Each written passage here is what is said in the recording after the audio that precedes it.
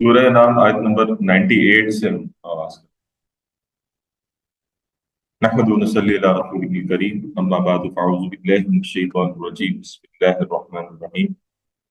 وهو الذی انشأکم من نفس واحدہ ومستقر ومستودع قد فصلنا الآیات لقوم یفقهون صدق اللہ العظیم رب اشرح لی صدری ویسر لی امری واحلل عقدۃ من لسانی یفقهوا قولی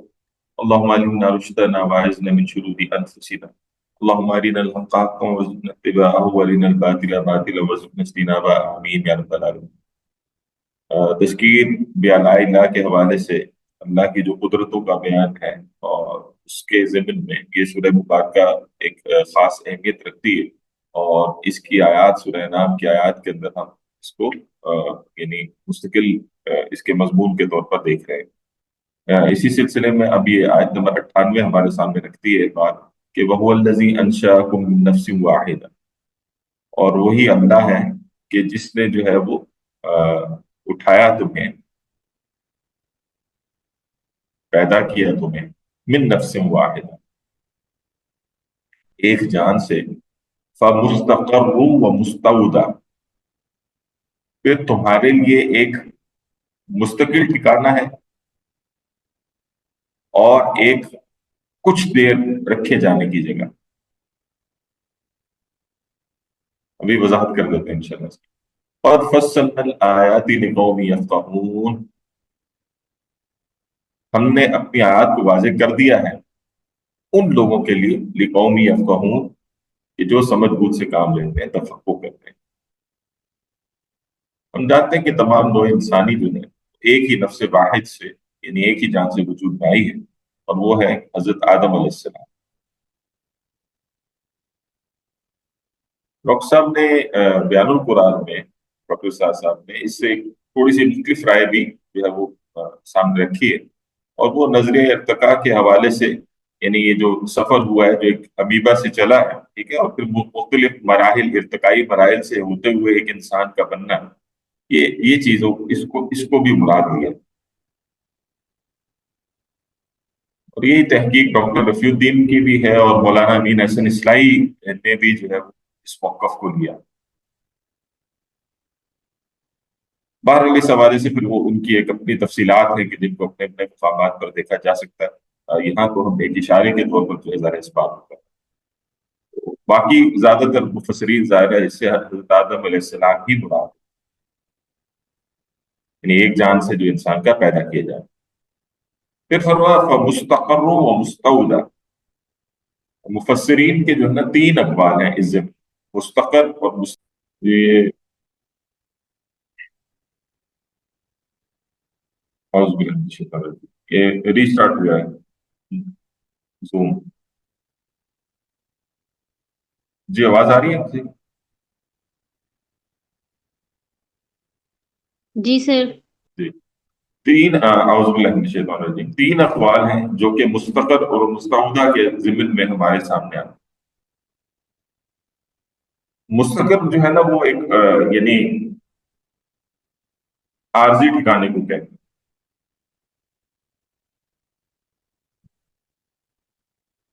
جبکہ مستودع جو ہے وہ یعنی جس جگہ سپرد کیا جانا ہے اس کو کیا کہا جاتا ہے، یعنی ایک ٹھہرنے کی جگہ ہے جہاں انسان تھوڑی دیر ٹھہرتا ہے، اور ایک ہے کہ جہاں اس نے سونپے جانا ہے۔ یہ جو اقوال ہیں اس میں مستقر کے اعتبار سے ایک رائے جو پائی جاتی ہے مفسرین کے نزدیک وہ یہ ہے کہ یہ دنیا ہے مستقر، یعنی جہاں ہم نے ایک عارضی طور پر جہاں پر ہماری یعنی ایک لائف ہے جس کا ٹائم سپین جو ہے وہ یہاں پر، اور مستودع سے مراد جو ہے وہ رحم مادر ہے۔ یہ ایک قول ہے مفسرین کے نزدیک۔ دوسری رائے یہ ہے کہ مستقر آخرت ہے، اور مستودع قبر ہے، یعنی قبر ہے کہ جس میں تھوڑی دیر ایک انسان جو ہے وہ سپرد کیا جائے گا اس کو، اور پھر مستقر جو ہے وہ ایک مستقل جو رہے گا وہ آخرت ہے کہ جس کے اندر اس کا ٹھہرنا ہے۔ ظاہر قبر میں ایک انسان کو عارضی طور پر امانت نہیں رکھا، اور گویا یہ ایک عالم برزخ ہے، برزخی دور ہے کہ جہاں سے انسان نے بالآخر اپنے مستقر یعنی آخرت کی طرف ہو جائے۔ تیسری رائے یہ ہے کہ مستقر آخرت ہے اور مستودع دنیا ہے، ٹھیک ہے، یعنی دنیا جو ہے یہ ایک ایسی جگہ ہے جہاں پر ایک انسان نے عارضی ایک قیام کیا اور پھر مستقر ہو جو جس میں جا کر پھر اس کا ٹھکانا۔ ظاہر آخرت کے مقابل میں تو یہ بالکل ایک عارضی ٹھکانا ہے نا، جو دنیا کی جب ہم بات دیکھتے ہیں۔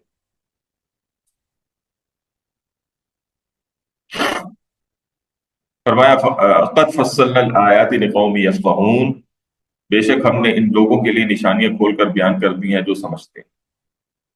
ٹھیک ہے؟ جو تفقع کرتے ہیں، غور و فکر کرتے ہیں، یہ جو آفاقی دلائل جو بیان ہو رہے ہیں یہاں پر، ٹھیک ہے،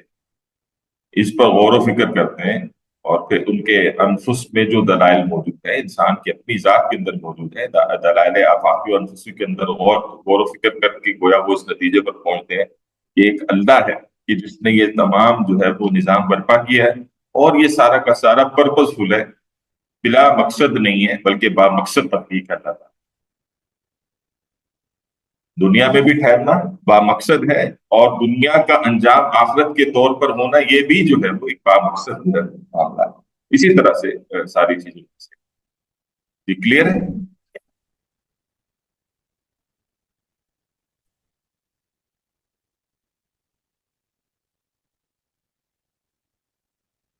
جی کلیئر ہے سر۔ بات؟ جی۔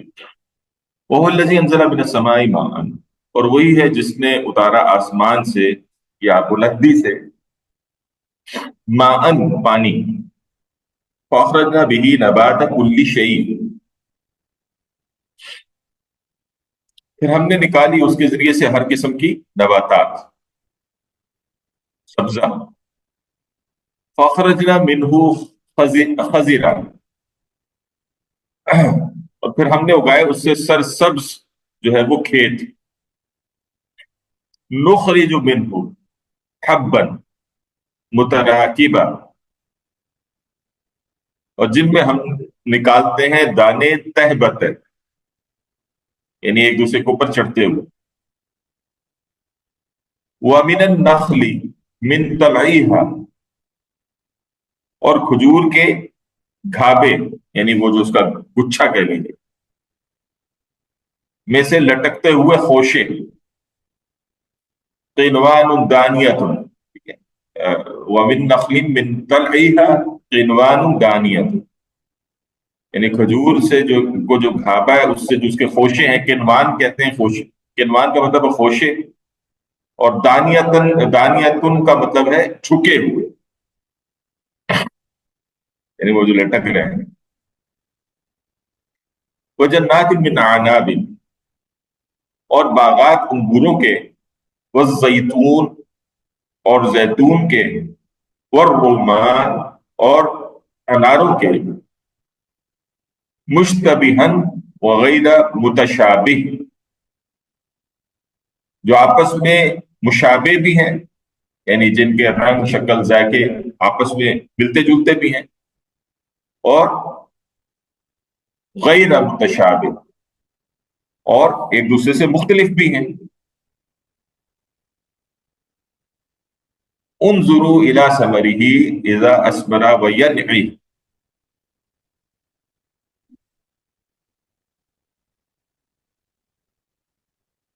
دیکھو اس کے پھل کو کہ جب وہ پھل لاتا ہے، اور دیکھو اس کے پکنے کو کہ جب کہ وہ پکتا ہے۔ ان فی ذلک لآیات لقوم یؤمنون،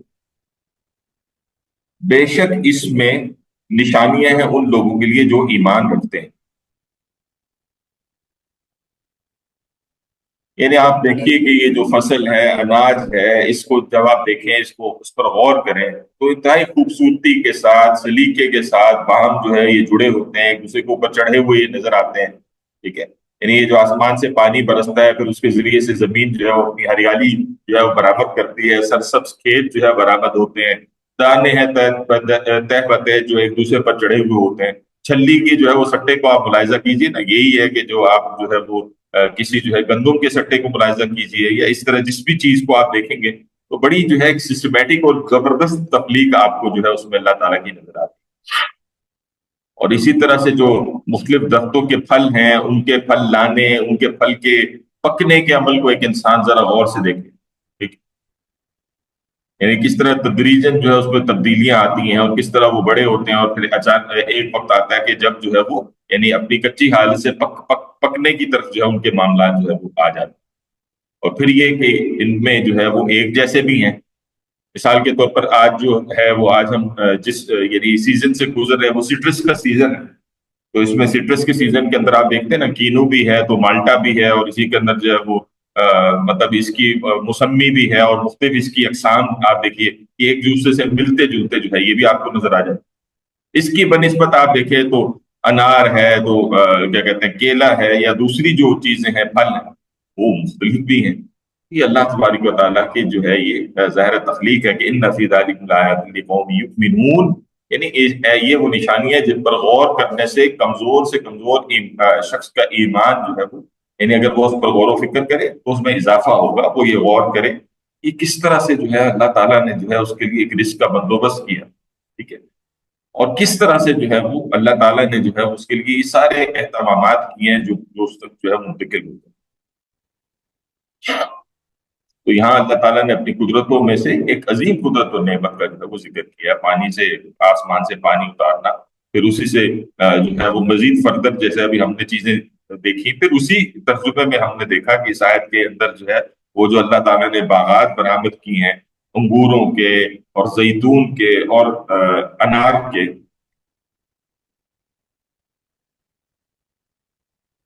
سب کے سب اگر ایک انسان غور کرے تو یہ اللہ تعالیٰ کی قدرت کی پیش بہا نشانیاں ہیں جو کہ ایک انسان کی آنکھوں کے سامنے جو ہے ہوتی ہیں، جس کو دیکھ کر وہ جو کہتے ہیں نا خدا نظر نہیں آتا، تو خدا ڈائریکٹلی فی ذات نظر نہیں آتا، لیکن وہ خدا کی جو پہچان ہے وہ ظاہر ہے اس کی قدرتوں کے ذریعے سے نمایاں ہوتی ہے نا، کہ کتنی عظیم کائنات ہے اور کتنی عظیم چیزیں ہیں، یہ کتنا زبردست وہ معاملہ ہے کہ جس کے ذریعے سے جو اللہ تعالیٰ نے یہ سارے جو ہے وہ کام کیے۔ وَجَعَلُوا لِلَّهِ شُرَكَاءَ الْجِنِّ، اور انہوں نے اللہ کا شریک ٹھہرا لیا ہے جنات، وَخَلَقَهُمْ، حالانکہ اسی نے انہیں پیدا کیا، یعنی جن جو تھے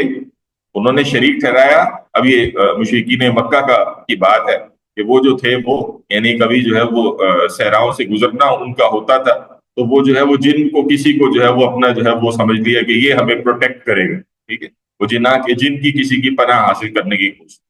تو یہ چیز ہے کہ جس کو جو ہے وہ اللہ تعالیٰ کہتے ہیں کہ انہوں نے اللہ کا شریک ٹھہرا لیا جنات کو، حالانکہ اسی نے انہیں پیدا کیا ہے۔ وَخَرَقُوا لَهُ بَنِينَ وَبَنَاتٍ بِغَيْرِ عِلْمٍ، اور اس کے لیے انہوں نے گھڑ لیے ہیں بیٹے اور بیٹیاں، بغیر علم، بغیر کسی علمی سند کے، سبحانہ، بے شک وہ جو ہے وہ بہت پاک ہے، سبحانہ، وہ اللہ تعالیٰ بہت پاک ہے، وتعالی عما یصفون، اور بہت بلند و بالا ہے ان تمام چیزوں سے جو کہ یہ بیان کر رہے ہیں۔ جیسے اللہ تعالیٰ نے انسانوں کو پیدا کیا ہے، ویسے ہی جنات وہ مخلوق ہیں جس کو اللہ تعالیٰ نے پیدا کیا۔ فرق کیا ہے؟ بس آپ اس کی جو ہے وہ بیسک کمپوزیشن کے اندر فرق ہے کہ ایک انسان ہے تو اس کو مٹی سے پیدا کیا ہے، اور ایک جن کو جو ہے وہ پیدا کیا ہے آگ سے پیدا کیا ہے، ٹھیک۔ اور ظاہر ہے اللہ تعالیٰ نے ان کو کچھ اور طرح کی صلاحیتیں دی ہیں، مطلب وہ جو ہے وہ انسانوں کو عام طور پر نظر نہیں آتے، کچھ لوگوں کو نظر بھی آ جاتے ہیں، ٹھیک ہے، لیکن عام طور پر نظر نہیں آتے، اور طبی صلاحیتوں کی وجہ سے یعنی وہ جو ان کو جو حاصل ہے وہ کائنات میں وسیع پیمانے پر ادھر سے ادھر موو بھی کر لیتے ہیں، ٹھیک۔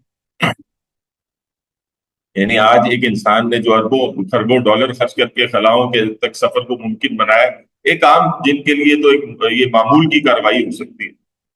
اب آپ ذرا اندازہ کیجئے نا کہ ابلیس کی جب ہم بات کرتے ہیں تو وہ ہم سورہ کہف میں پڑھیں گے نا کہ کان من الجن، یعنی اس میں تو کوئی ڈاؤٹ ہی نہیں ہے کہ وہ جن نہیں تھا، وہ تو تھا ہی جن، لیکن آپ اس کی رسائی تو چیک کریں نا، وہ فرشتوں کی محفل تک اس کی رسائی ہوئی ہے، تو انسان کے لیے تو یہ ممکن نہیں ہے کہ یہ جنوں کو ایکسٹرا یعنی ان کی صلاحیتوں کی بات کی جائے تو اس قسم کی صلاحیتوں سے اللہ تعالیٰ نے ان کو نوازا ہے، ٹھیک ہے، لیکن یہ سارے کمالات رکھنے کے باوجود جن جو ہے وہ اللہ کے شریک نہیں ٹھہر جاتے، ہوتے وہ اللہ کی مخلوق، ٹھیک ہے۔ اور اسی طرح سے اللہ تعالیٰ نے وہ فرشتے بھی بنائے اپنی تخلیق اور صلاحیتوں کے حوالے سے دیکھا جائے تو وہ تو جنات سے بھی بڑھ کر، مگر پیدا تو انہیں بھی اللہ ہی نہیں کیا ہے۔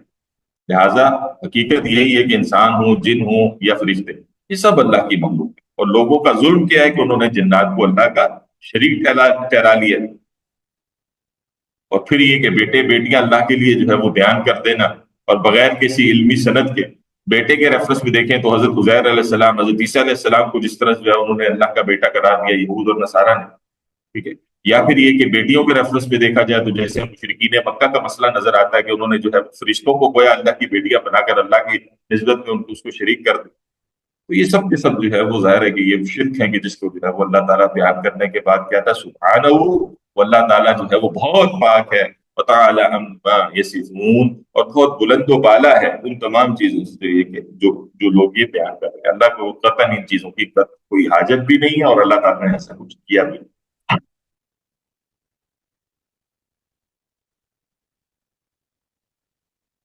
اسی میں بھٹوی صاحب کو یہ بیان کرتے ہوئے کہتے ہیں کہ عرب میں بعض فرقے ایسے تھے جنہوں نے جنات کو خبیث شیطانوں کی گویا عبادت کیا کرتے تھے۔ آج بھی جو ہے وہ ہم جانتے ہیں نا شیطان کی عبادت بھی ہوا کرتی ہے، باقاعدہ اس کے لیے جو ہے وہ سوسائٹیز موجود۔ پھر مصیبت کے وقت ان کے نام کی دہائی بھی دیتے تھے، دہائی بھی دیتے تھے، یعنی ان کی جو ہے وہ ان کو پکارا بھی کرتے تھے، اور ان سے جو ہے شرک کے جو معاملات تھے اس پر اللہ تعالیٰ کے تبصرہ ہے جو کہ ہمارے سامنے یہاں پر آتا ہے۔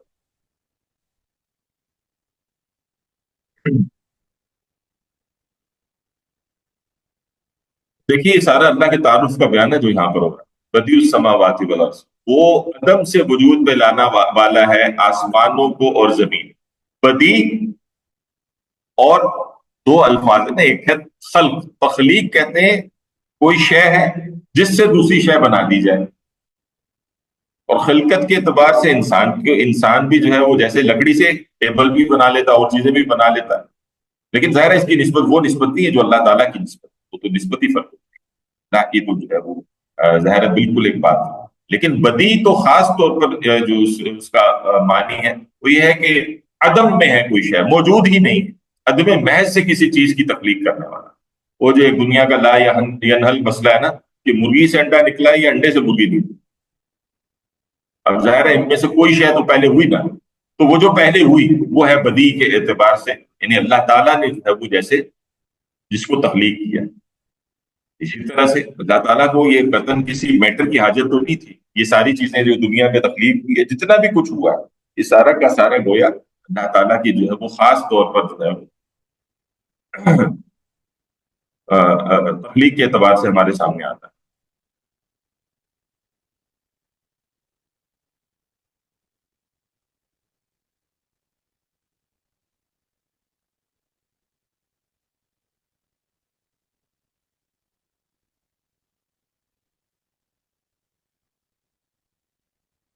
پھر فرمایا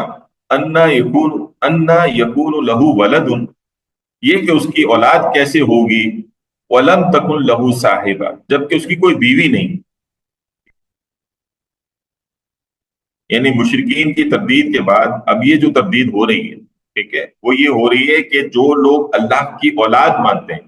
اللہ تعالیٰ اس کے جواب یہ دے رہے ہیں بھائی اللہ کی اولاد کیسے ہو سکتی ہے؟ اولاد تو اس کی ہوتی ہے جو کہ کسی بیوی سے یعنی کسی مؤنث سے پیدا ہو، اور اگر کسی کو بیوی کے بغیر بنایا جائے تو مخلوق ہوتی ہے نہ کہ اولاد، جیسے اللہ کی مخلوق ہے اولاد تو نہیں ہے،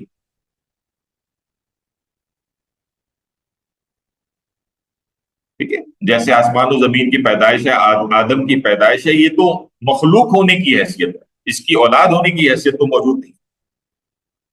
وَخَلَقَ كُلَّ شَيْءٍ، اور اس نے ہر شے کو پیدا کیا ہے، تخلیق کی ہے، وَهُوَ بِكُلِّ شَيْءٍ عَلِيمٌ، اور وہ ہر چیز کو خوب جاننے والا ہے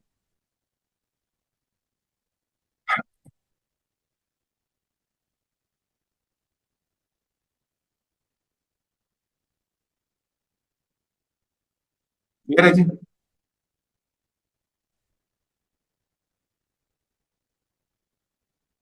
ذالک اللہ ربکم، اور یہ ہے وہ تمہارا رب اللہ، ٹھیک ہے؟ لا الہ الا ہو، نہیں ہے کوئی معبود اس کے سوا، یعنی وہی ہے جو کہ اصل میں معبود ہے، ٹھیک ہے، خالق کل شیء، اور تخلیق کرنے والا ہے، پیدا کرنے والا ہے ہر شے۔ اب یہ دیکھیں گے جو من کل شیء نے جو ہے وہ اس بات کو بیان کر دیا ہے کہ کوئی ایکسیپشن نہیں ہے کہ جس کو اللہ نے تخلیق نہ کیا ہو۔ دنیا میں اگر ایک ذرہ بھی تخلیق کے درجے میں موجود ہے تو وہ اللہ ہی کی خلقت ہے۔ یہ جو ابھی ہم نے خلقت انسانی کے اعتبار سے میں نے ابھی آپ کے سامنے رکھا کہ ٹیبل سے جو ہے وہ ہم نے بنا لیا کوئی چیز، تو وہ بھائی لکڑی کہاں سے آئی تھی؟ اللہ کی تخلیق۔ پھر ایک انسان ہے، ان کی نسل آگے بڑھی ہے، لیکن وہ انسان خود کہاں سے آیا تھا؟ اللہ کی مخلوق ہے، اللہ کی خلقت۔ خالق کل شیء فاعبدوہ، اب اس کا تقاضا کیا ہے کہ جس نے تمہیں تخلیق کیا ہے اس کی تم عبادت کرو۔ اور عبادت کے ضمن میں ہم کئی بار اس بات کی وضاحت کر چکے ہیں کہ عبادت اللہ تعالیٰ کی محبت کے ساتھ اطاعت کرنا، ٹھیک ہے، اور 24/7 گویا ہر وقت گویا اللہ کو، اللہ کی اطاعت میں اس کی محبت، اور اس کی محبت کیسے پیدا ہوگی؟ اسی میں یہ جو خاص طور پر اللہ تعالیٰ کی قدرتوں کے ضمن میں انسان جو ہے وہ اپنے ارد گرد دیکھے کس طرح پوری دنیا جو ہے، پوری کائنات جو ہے گویا اس کو جو ہے وہ سرو کر رہی ہے، اس کے وجود کو جو ہے وہ باقی رکھے ہوئے، ٹھیک ہے، یہ اور پھر اس میں الجھ کے نہ رہ جائے، یعنی ان کو جو ہے وہ اپنی جگہ پر الہنا بنا دے، سورج کو، چاند کو اور تاروں کو، جیسے حضرت ابراہیم علیہ السلام کے ضمن میں جیسے بات پیچھے سمجھائی گئی تھی، ٹھیک ہے، لیکن یہ کہ پھر یہ دیکھیں کہ اس کو تخلیق کس نے کیا، تو اس کو پتا چلے گا کہ وہ اللہ کی ذات اتنی بڑی ذات ہے کہ وہی اطاعت کے اور وہی جو ہے وہ محبت کے، یعنی عبادت کے لائق۔ وَهُوَ عَلَىٰ كُلِّ شَيْءٍ وَكِيلٌ، اور وہ ہر شے کا کارساز ہے، یعنی کارسازی کا معاملہ ہو تو وہ بھی صرف اللہ ہی کے ساتھ جو ہے منسلک ہے۔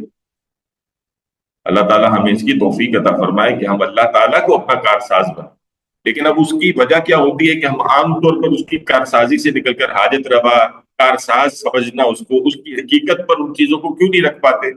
آپ عام طور پر دیکھیں کہ جب ہم اس کی عبادت نہیں کرتے تو اس کا نتیجہ یہ نکلتا ہے، یعنی عبادت نہ کرنے سے میری مراد یہ کہ اللہ کی اطاعت تو اصل میں کلی اطاعت ہے۔ سورہ بقرہ میں بھی ہم نے پڑھا تھا کہ ادخلوا فی السلم کافہ اور ولا تتبعوا خطوات الشیطان انہ لکم عدو مبین، وہ الفاظ ہم نے وہاں پر پڑھے۔ تو اگر ایک انسان اپنی ایٹ موسٹ ایفرٹ پوری کرتا ہے کہ وہ اللہ کی جو ہے وہ اطاعت میں رہے پوری محبت کے ساتھ اللہ کی، ٹھیک ہے، کہ اللہ ناراض نہ ہو جائے، اللہ اس سے راضی رہے، یہ وہ ایفرٹ کرتا چلا جاتا ہے، پھر کہیں اس کا پاؤں سلپ ہوتا بھی ہے تو وہ اٹھتا ہے، توبہ کرتا ہے اللہ کی جناب میں، پھر اپنے قدموں کو اسی طرف رکھتا ہے اور آگے بڑھتا چلا جاتا ہے۔ تو یہ وہ انسان ہے کہ جس کے دل میں اس بات کا یقین بیٹھتا ہے کہ وہ اللہ سے صرف طلب کرتا ہے، کیونکہ وہی ہوتا ہے جو کہ ہر شے کا کارساز۔ حسبنا اللہ نعم الوکیل نعم المولا و نعم النصیر، کہ حسب اللہ کے الفاظ، یہ جو ہم صبح شام کی دعاؤں کے اندر بھی یہ جو الفاظ آتے ہیں، حسبی اللہ لا الہ الا هو علیہ توکلت وهو رب العرش العظیم، یہ اللہ تعالیٰ ہی پھر ایک انسان کے لیے کافی ہو جاتا ہے۔ لیکن وہ کیا ہے، یہ یقین کیسے ہمارے دلوں میں بیٹھے گا، یہ بات کیسے ہمارے دلوں میں داخل ہوگی؟ وہ اس کے بغیر ممکن نہیں ہے کہ انسان اپنے ارد گرد کی جو ہے وہ جو نعمتیں اللہ تعالیٰ نے اس کے اوپر جو ہے وارد کی ہیں، اس کے ذریعے سے وہ اللہ کو پہچانے، اور اللہ کے شکر کے لیے اور اس کی پہچان کو سامنے رکھتے ہوئے اسی کی اطاعت کرے، اس کی محبت میں، یعنی اس کی عبادت کرے، اور پھر یہ اس کا نتیجہ یہ ہوگا کہ وہ پھر جو ہے وہ اپنے آپ کو سپرد کر دے گا اللہ تعالیٰ کے، اور وہ اللہ ہے اس کے یقین میں ہوگا کہ وہ اللہ ہی ہے جو کہ اس کی ضروریات کو، حاجات کو اور ساری چیزوں کا جو ہے وہ پورا کرنے والا ہے، اور پھر وہ مخلوق کی طرف ہاتھ کیوں پھیلائے، وہ اللہ کی طرف جو ہے وہ ہاتھ کیوں نہ پھیلائے، ٹھیک ہے۔ کارساز ہے، وکیل ہے، نگہبان ہے، حفیظ ہے، رقیب ہے، اللہ تعالیٰ ہی ہے، اس کے علاوہ کون ہو سکتا؟ اور پھر ظاہر ہے کہ جب وہ اللہ تعالیٰ کو جو ہے وہ وکیل مان لیتا ہے کہ وہ ہر چیز پر نگہبان ہے، تو پھر اس کے دل میں وہ سارے خوف جو ایک دنیا میں ایک انسان کے دل میں پیدا ہو جاتے ہیں، اپنے مستقبل کے حوالے سے، اپنے حال کے حوالے سے، آگے کیا ہوگا جی، اب کیا ہوگا جی، اب دنیاوی مسائل میں بھی ہم جو ہے ان چیزوں کا شکار رہتے ہیں، اسی سے ٹینشن جنم لیتی ہے، اسی سے جو ہے ڈپریشن جنم لیتی ہے، یہی انزائٹی کی طرف انسان کو لے کر جاتی ہے۔ لیکن جو اللہ تعالیٰ کی جو ہے وہ ان قدرتوں سے اور اللہ تعالیٰ سے جڑ کر رہتے ہیں، اللہ تعالیٰ جو ہے ان کے دل میں جن کے گھر کرتا ہے، یعنی جو ہے وہ ہر وقت گویا اللہ کو یاد رکھتے ہیں، وہی جانتے ہیں کہ اللہ تعالیٰ ہر چیز پر نگہبان، اور اسی کی طرف جو ہے وہ رجوع جو ہے وہ ہونا چاہیے۔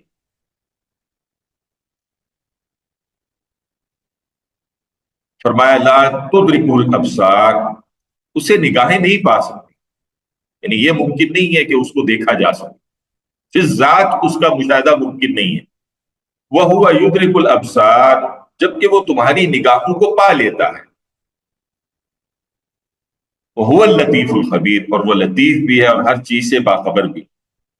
یعنی گویا وہ اس حد تک لطیف ہے، اس قدر لطیف ہے کہ انسانی نگاہیں اس کے ادراک نہیں کر سکتی۔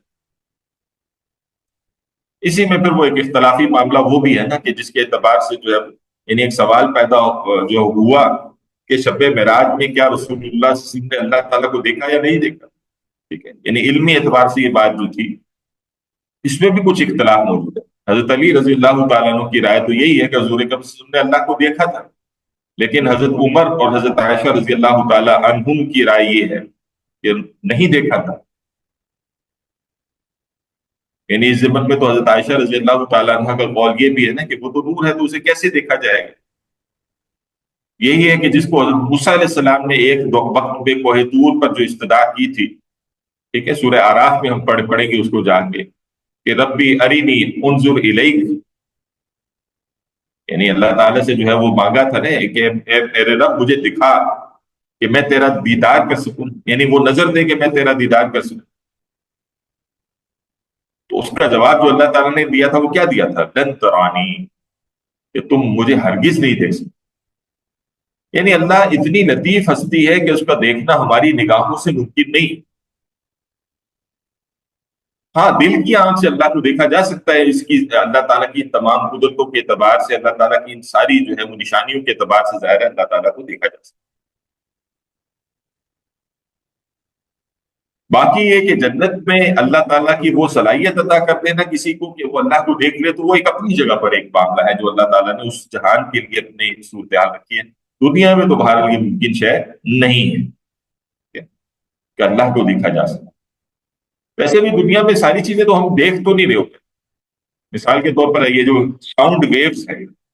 یہ بہت ساری ساؤنڈ ویوز ہیں جو کہ ظاہر ہے اس وقت جو ہماری کمیونیکیشن ہے، ٹیلی کمیونیکیشن، یہ ساری کی ساری جو ہے وہ آپ سمجھے کہ ان ویوز کے اوپر ہی جو ہے ٹریول کر رہی ہے۔ یعنی اس وقت اگر ان نیٹ ورکس کو واضح کر دیا جائے تو ایک گچھا ہے جو ہمارے اوپر موجود ہے، لیکن کیا ہم سن لیتے ہیں؟ ایسا تو نہیں ہوتا۔ یہ ہے کہ جو ہے وہ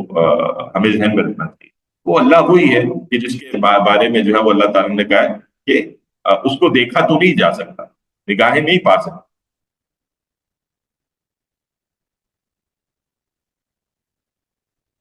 لیکن یہ کہ اللہ ہے جو کہ نگاہوں کو پالے۔ اچھا، اسی میں ایک اور مفہوم بھی لیا گیا ہے، وہ یہ لیا گیا کہ یہ جو یعنی کسی شے کی حقیقت کو دیکھنا، یعنی ایک مفہوم تو یہ ہے نا کہ جیسے ابھی ہم نے فضات یا اس طرح کی بات، ایک یہ ہے کہ کسی شے کی حقیقت کو انسان کی نگاہ وہ نہیں پا سکتی جو اللہ تعالیٰ کے پاس ہو، یعنی وہ سب نگاہوں کو پاتا، وہ ہوا یدرک الابصار، وہ لطیف الخبیر، اور نہایت باریک بین بھی ہے اور سب خبر رکھنے والا بھی۔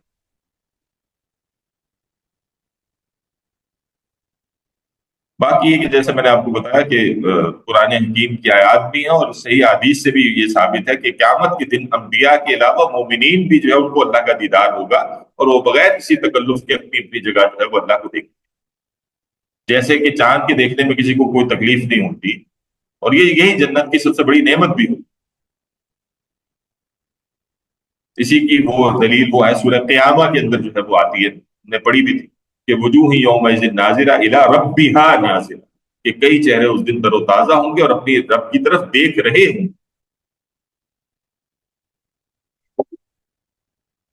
لیکن جہاں تک ادراک کے معنی میں کسی شے کی حقیقت کو پا لینے کا معاملہ ہے، تو یہ قیامت کے دن بھی کسی کو وہ حاصل نہیں ہے جو کہ اللہ کو حاصل ہے، کیونکہ ظاہر ہے دیکھیں جو اللہ کا علم ہے وہ تو بہرحال کبھی بھی مخلوق کو وہ حاصل نہیں ہو سکتا نا، وہ ادراک تو کسی کے لیے وہ ممکن نہیں۔ مخلوق کی صلاحیتیں ہوں یا جتنا کچھ بھی ہے وہ ہوگا تو محدود ہی نا، اور اللہ کی جو بھی شے ہے وہ لامحدود ہے، تو محدود میں لامحدود کا در آنا کیسے ممکن؟ یہ ممکن نہیں۔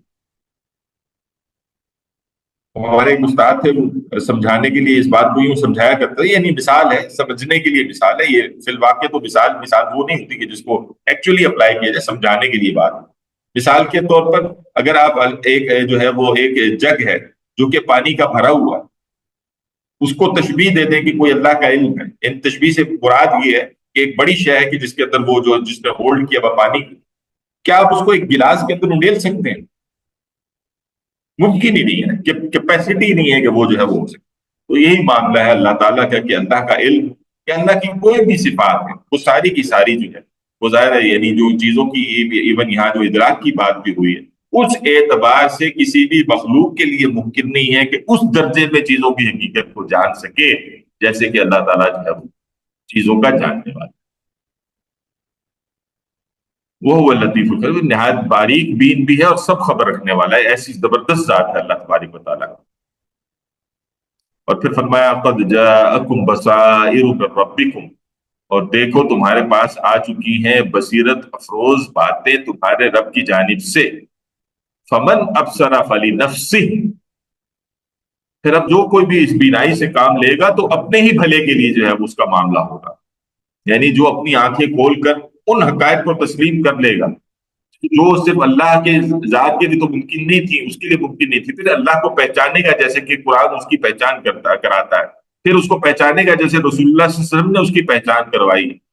تو یہ ہے کہ جس کو جو ہے وہ یعنی اور یہ فائدہ اس کا اپنا ہے، یہ جو بصیرت اگر اس کو حاصل ہوگی تو اس جو ہے بصیرت کا فائدہ اس کا اپنا ہے۔ وَمَنْ عُمِيَ فَعَلَيْهَا، اور جو کوئی اندھا رہا تو یہ اسی کے ذمہ ہے، پھر دنیا میں حال مست اور مال مست کے اندر پڑا رہا اور اس نے جو اللہ کی جو ہے وہ پرواہ ہی نہ کی، آنکھیں بند کر لی کسی تعصب میں، ہردرمی میں، ضد کی وجہ سے حقیقت کو کوئی دیکھنا ہی نہیں چاہ رہا۔ جس کو کہتے ہیں نا کہ یعنی کسی خطرے کو دیکھ کر جو ہے وہ اگر جو ہے وہ کوئی اپنی آنکھیں بند کر لے تو آنکھیں بند کر لینے سے وہ خطرہ ٹل تو نہیں جاتا۔ اسی طرح حقائق کا معاملہ ہے، بھائی حقائق اپنی جگہ پر موجود ہے، اب آپ اپنی آنکھیں بند کر لیں اس سے، کوئی آپ کو بتائے خدا نہ خواستہ اللہ نہ کرے کہ جی آپ کو شوگر ہے بہت زیادہ بڑی ہوئی، اور آپ اپنی حقائق کی آنکھ کو بند کر کے بس چینی پھکے جا رہے ہیں یا مطلب وہ کیے جا رہے ہیں اس کی بے احتیاطی، تو کس کو نقصان ہے؟ کیا اس بتانے والے کو نقصان ہے یا اس کو جو کہ پھر اس کے اندر مبتلا ہے، اس حقیقت کا سامنا نہیں کرتا اور اس سے جو ہے وہ اپنے معاملات کو درست نہیں کرتا؟ فائدہ اسی کو ہوگا جو اب اس حقیقت کو سمجھتے ہوئے ان احتیاطوں کو بدلے گا اور اپنی لائف سٹائل کو بدلے گا، جو بھی اس کے پھر تقاضے ہوں گے یہی معاملہ ہے کہ اللہ کے ذمن میں اللہ تعالیٰ نے حقائق انسان کے سامنے رکھے ہیں، آخرت کی بہت بڑی حقیقت انسان کے سامنے رکھی ہے اور دنیا کو بتایا کہ دنیا مزرعۃ الآخرہ، تو دنیا میں ایک انسان جو آخرت کی حقیقت کو اپنے سامنے رکھتے ہوئے زندگی گزارے گا، ظاہر ہے وہ جو حقائق کو سامنے رکھ کر جو ایک بینا انسان والی زندگی ہے وہ اس اندھے کی نسبت ظاہر ہے، یعنی وہ اندھا جو کہ اس دنیا میں پڑا رہا اور بس دنیا ہی کی زندگی، میرا جسم میری مرضی، یہ دنیا ہی گویا جنت ہے، یہی دنیا جہنم بن جاتی ہے، دنیا کے اندر اچھے کام کرو یعنی ویلفیئر کے کرو، یہ کرو وہ کرو، یہی جنت بن جائے گی، اور یہی دنیا جو ہے وہ تم اپنی بدعمالی سے اس کو جہنم بنا دو گے۔ وہ اپنی جگہ پر بات صحیح، لیکن حقیقت تو اس کی کچھ اور ہے۔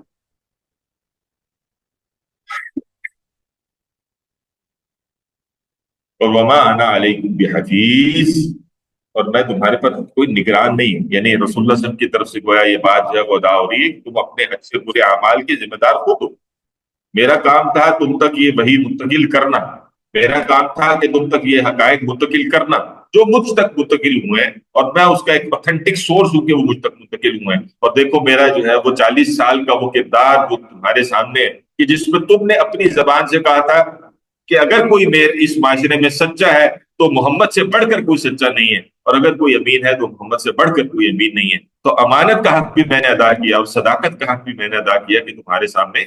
میں نے یہ ساری چیزیں رکھی۔ اب اگر کوئی جو ہے وہ اس کے بعد اس کو ایکسیپٹ نہیں کرتا تو اس برے عمل کا وبال وہ مجھ پر نہیں ہے، وہ اس پر ہی ہے، وہ خود ذمہ دار ہے۔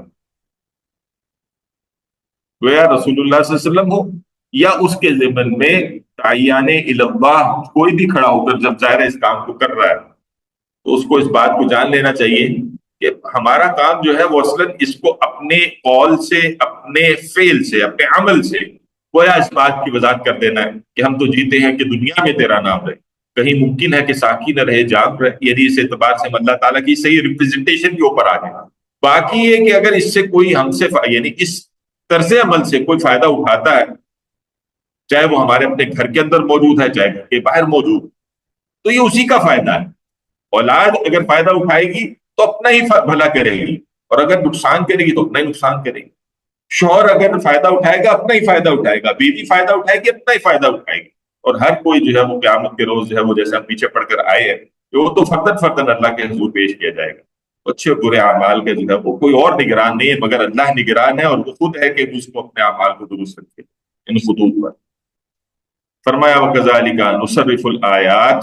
اس طرح ہم آیات کو گردش دیتے ہیں، تصریف کرتے ہیں، پھیر پھیر کر بیان کرتے ہیں۔ وَلِيَقُولُوا دَرَسْتَ، تاکہ یہ کہ یہ پکار اٹھیں۔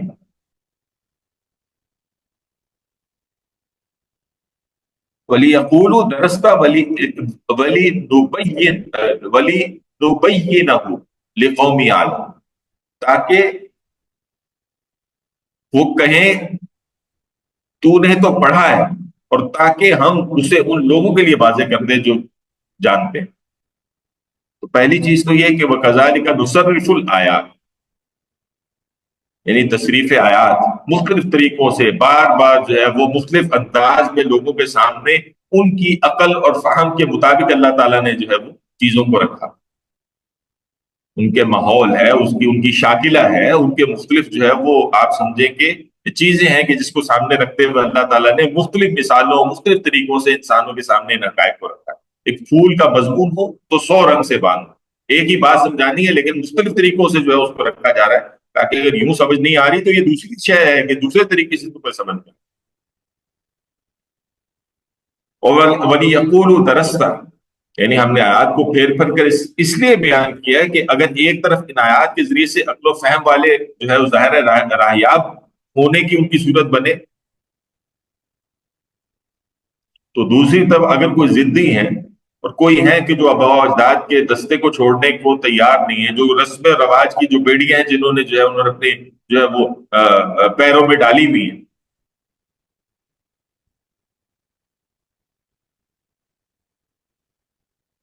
تو وہ جو ہے ان کا معاملہ یہ ہو کہ یہ کہہ رہے ہیں یعنی کہ یہ قرآن جسے ہم تمہارے سامنے پڑھ رہے ہیں، یعنی یہ قرآن جو ہے آپ کے سامنے پیش کیا جا رہا ہے کہ جس کو تم جو ہے وہ اللہ کی طرف سے، اور تم کہہ رہے ہو کہ اللہ کی طرف سے نازل نہیں ہوئی بلکہ تم نے کسی سے پڑھا ہے اور سیکھا ہے، تو ایسا نہیں ہے بلکہ اللہ کی جانب سے ہی جو ہے بھیجا گیا۔ اور یہ کس لیے؟ وَلِنُبَيِّنَهُ، اور تاکہ ہم واضح کر دیں لِقَوْمِ يَعْلَمُونَ، ان جاننے والوں، یعنی جو ظاہر صاحب علم ہیں جو پھر غور و فکر کرتے ہیں ان کے لیے جو ہے وہ پھر ہم ان کو اس کو جو ہے واضح۔ کلیئر ہے جی؟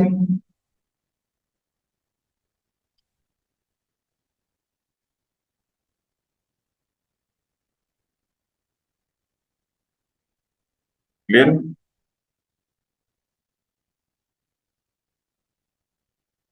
جی سر۔ جی۔ فرمایا اتبع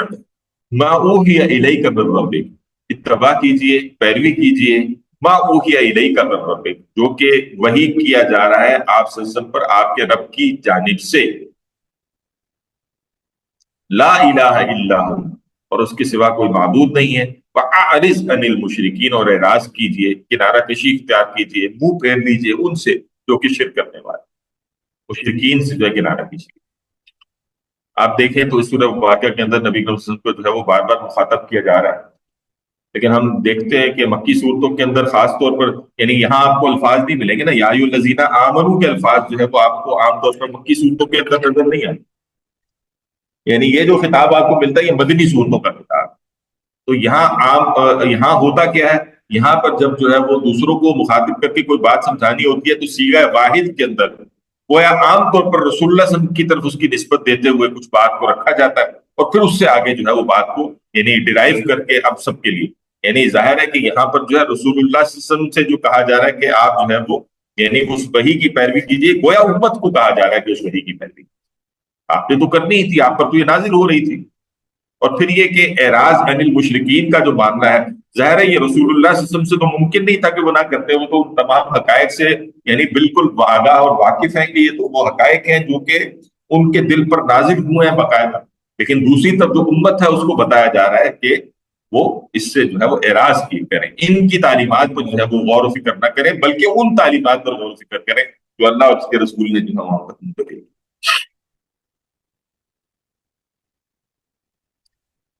قرآن حکیم کا 2/3 ہے جو اصل میں مکی ہے، اس کے اندر جو ہے نا وہ یہ، اور اس کی بہرحال ایک حکمت بھی ہے، اس کی حکمت یہی ہے نا کہ مکی دور میں مسلمان امت جو ہے وہ یعنی ایک امت کے طور پر موجود نہیں تھے نا باقاعدہ،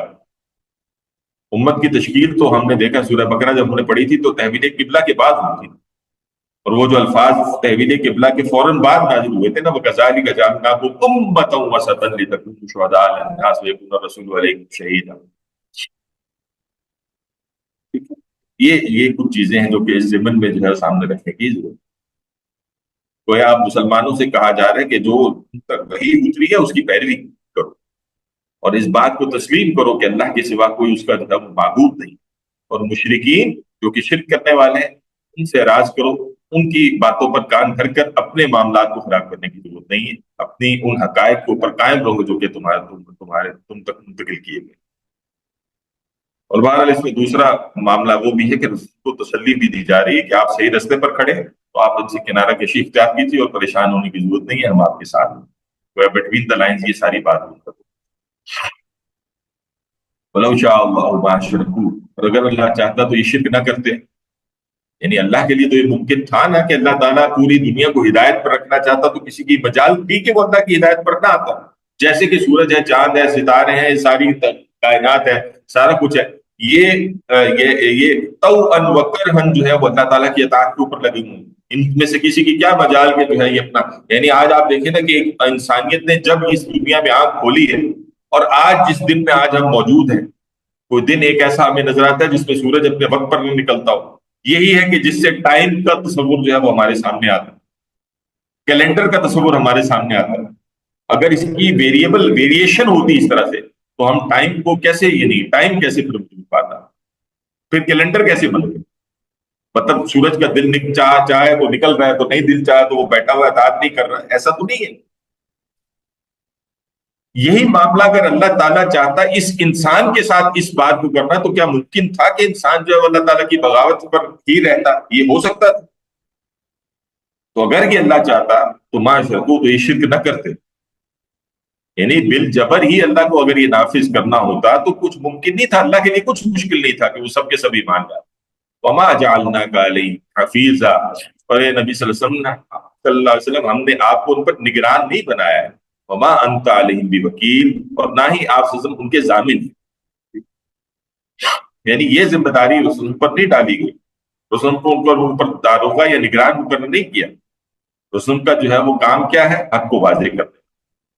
اور اس قرآن کے ذریعے سے گویا جو ہے ان کو خبردار کرتے رہنا، تذکیر کرتے رہنا، ان کو جو ہے وہ انذار و تبشیر کرتے رہنا، خوشخبریاں بھی دینا کہ اگر تم اللہ کی جو ہے وہ طرف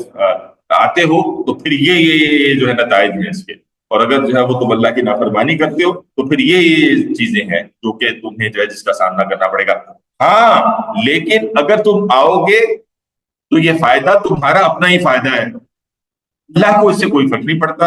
اور اگر تم جو ہے وہ اللہ کی نافرمانی کرو گے تو اللہ کو کوئی فرق نہیں پڑتا، یہ بھی تمہارے اپنے لیے وبال کی صورت بنے گی، اور تم سے یعنی رسول اللہ صلی اللہ علیہ وسلم سے جو ہے وہ معاملہ یہ ہے کہ اس کے متعلق سوال نہیں کیا جائے گا کہ کوئی آیا کہ نہیں ہے، آپ کا کام تھا منتقل کر دیں۔ یہی معاملہ جو ہے امت مسلمہ کا آج ہم پر بھی ہے، کہ ہم جو ہے نا اس کام کو اسی طرح سے سر انجام دیں، اور اس میں ہم پینک بٹن بعض دفعہ ہم دیکھیں نا، قرآن اب ہمیں سمجھاتا ہے یہ بات. یہ بسا اوقات ہمیں دنیا کے اندر جو ہے نا جلدی کس چیز کی ہو جاتی ہے اس کام پر چلتے ہوئے، اس چیز کی جلدی ہو جاتی ہے نا کہ ہم نتائج کو دیکھنا چاہتے ہیں، نتیجہ نہیں نکل رہا جی، نتیجہ نہیں آ رہا، وہ جو ہم کام کر رہے ہیں اس کا نتیجہ برآمد نہیں ہو رہا. تو نتائج کا برآمد کرنا ہی ہمارے ذمہ اللہ نے رکھا ہی نہیں ہے. ہمیں تو بس اتنا کہا گیا کہ تم جو ہے وہ یہ کام کرتے چلے جاؤ، کرتے چلے جاؤ، کرتے چلے جاؤ، تا وقت کے ایک وقت میں منشائے الہی کے مطابق تمہیں وہ لوگ میسر آ جائیں کہ جس کے ذریعے سے بالفعل دنیا کے اندر اللہ کا دین غالب کرنے کی سبیل پیدا ہو سکے. اور پھر بھی وہ غالب ہو جائے تو بھی اللہ کے اذن سے ہوگا، اور پھر بھی وہ غالب نہ ہو تو بھی اللہ کا اذن اس پہ شامل ہوگا. تو نتائج سے بے پرواہ ہو کر، دنیا کے نتائج سے بے پرواہ ہو کر آخرت کے نتائج کو اپنے سامنے رکھو، اور اس کام کو کرتے چلے جاؤ، کرتے چلے جاؤ، کرتے چلے جاؤ. اور اس کی جو ہے وہ اگر تمہیں کوئی ٹائم کے حوالے سے پریشانی لاحق ہوتی ہے تو حضرت نوح علیہ السلام کو دیکھو، 950 سال کی مشقت شاق کا، یعنی وہ جو انہوں نے اٹھائی ہے کہ جس کے اندر انہوں نے یہ اس کام کو کیا، تو کرو کرو کرو کرو، یہ ہے ہمارا. اور یہ وہ چیز ہے جو کہ ایک انسان کے اندر صبر پیدا کرتی ہے، اس کے اندر طبیعت کی میچورٹی پیدا کرتی ہے، اس کو وہ کام اپنے ذمے لینے کا عادی نہیں بناتی جو اس کے ذمے نہیں ہوتا. ریزلٹس ہمارے ذمے نہیں ہوتے. دنیا میں بھی چلنے کا اصول یہی ہے. دیکھیں دنیا میں بھی ایک انسان اپنے کیریئر پہ جو ہے وہ چل رہا ہوتا ہے، تو نتائج سے بے پرواہ ہو کے کام کرے گا تو پھر کیا فائدہ ہوگا؟ اپنی صلاحیتوں کو بہترین طور پر استعمال کر سکے گا. یعنی ایک انسان کو ٹینشن یہی لگی رہے کہ بھائی اس کے ذریعے سے جو ہے نا وہ میں اب میرا مہینے کا خرچہ کیسے پورا ہوگا، تو یہ میں محنت کروں گا تو یہ تو مجھے کوئی سال چاہیے یہاں تک پہنچنے کے لیے. تو ایک انسان وہ ہے جو اللہ سے جڑا ہوا ہے کہ بھائی رازق اللہ کی ذات ہے، میرا کام ہے محنت کر، میں نے بس یہ محنت کر دی تو اس کا نتیجہ اللہ کے ہاتھ میں.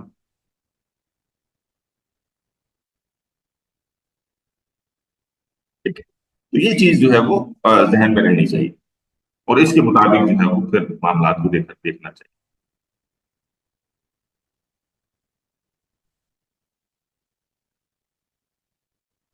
کلیئر ہے جی؟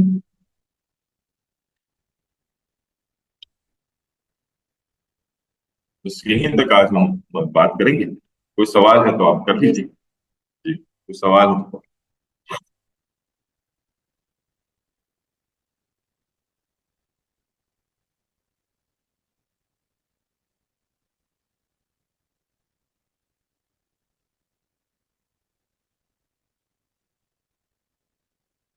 سر میرے خیال نہیں، میں سوال نہیں ہے. چلیے نوٹ کر لیجیے، اگر کوئی ہوا تو انشاءاللہ. جزاک اللہ. سبحانک اللہم و بحمدک، اشہد ان لا الہ الا